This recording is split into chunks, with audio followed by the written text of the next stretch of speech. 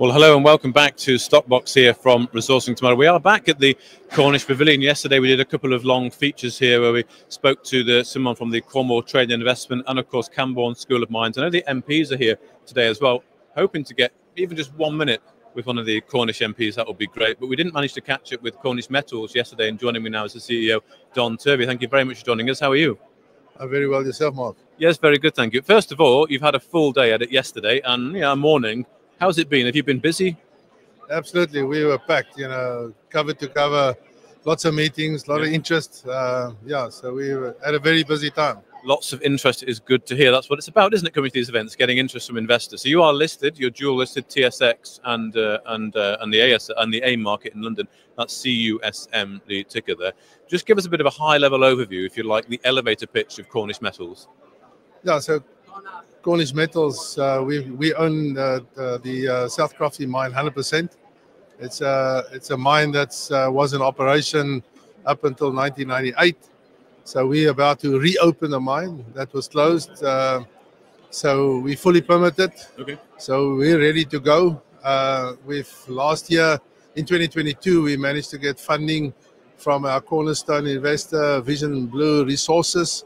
They put in 25 million of a 40 million pound raise. With that, we basically built a water treatment plant. So we're busy dewatering the mine at the moment. We're also busy refurbishing the shaft. So we bought some winders and did some upgrades to our headgear. So quite a bit of work that's gone in. We're now busy with that piece of work. We have about 80 people on site at the moment. Of them, about half of them are miners that are down in the shaft at the moment. Okay. So yeah, it's all systems go. So that's the South Crofty mine. What commodity is it? It's tin. It's tin. Okay, excellent. And it's got a long history of operation.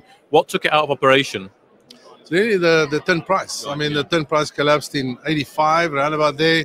These guys managed to keep the mine going for another 10 odd years. Okay.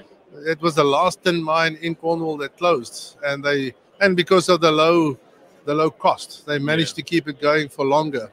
Okay. And when did you get involved then? I mean, it seems quite timely because tin's doing quite well recently. Yeah, absolutely. Tin is now trading just above $28,000 at the moment. I recently was appointed to this role almost 2 months. On the 9th of December, it will be 2 months in this role. Well, you're young to the role, and I can tell by your accent you're not Cornish.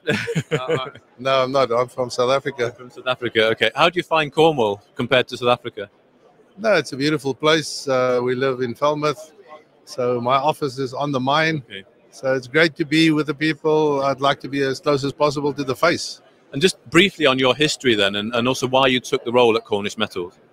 Yes, I'm a mining engineer, 40 years in the role.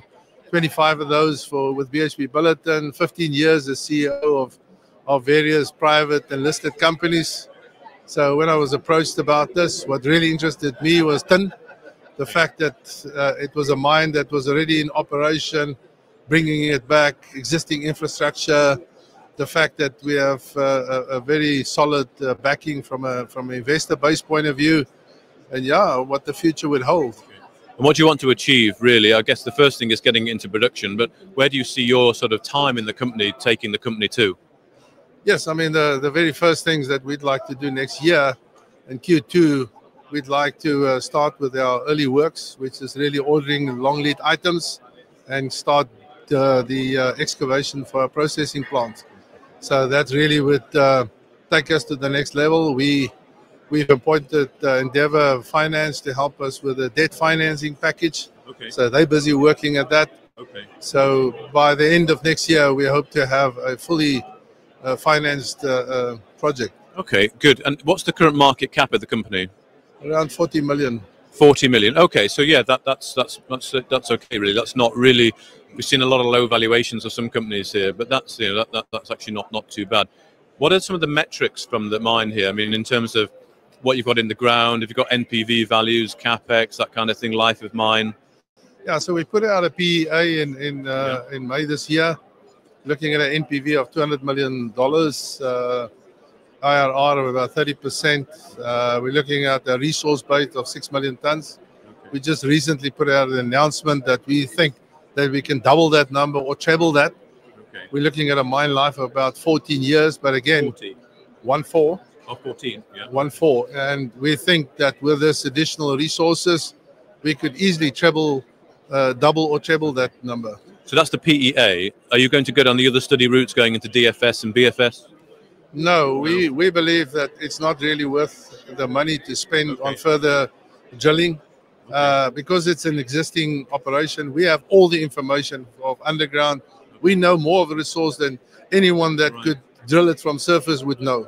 So we basically going to build from the PEA going forward. Okay, that's good. That's good. So you can get going straight away, and like you say, in the new year, getting those long lead items ordered. So in terms of capex, then getting things going, what's your sort of number you're looking at? And you mentioned about debt financing. Are you looking at some equity as well, placings, or give us an idea of funding this? Yeah, so the project capital is about $180 million.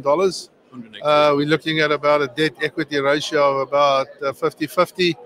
Obviously, you need to add holding costs and provisions for cost overruns and things like that into that number. But that will give you an idea of what we're looking for. So 180 million. Yeah, that's the project.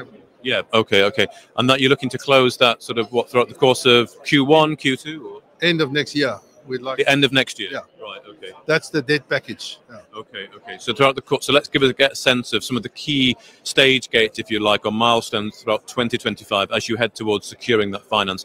What are you going to be working on? Well, the key things is the progressing of our shaft refurbishment. Yeah. We want to get down to what we call the 195 level at the end of Q1. By the end of next year, we want to be at shaft bottom and also then fully dewatered. So it's really some of those metrics, and like I said, getting the long lead items kickstart. And is that all sort of planned and costed for throughout the course of 2025? Yes. Yeah. Excellent. Okay. Well, thank you very much for joining us today, Don Turvey, the CEO of Cornish Metals. Stay tuned on Stockbox. We'll be back for more interviews with company CEOs throughout the course of the day. If you enjoyed this interview, then give us a thumbs up, a like or a retweet. Subscribe to us on YouTube or follow us on Twitter and hit that notification bell to be the first to know when we release new content. There's loads of great content on our website too, across all our programs at stockboxmedia.com. Thank you for watching.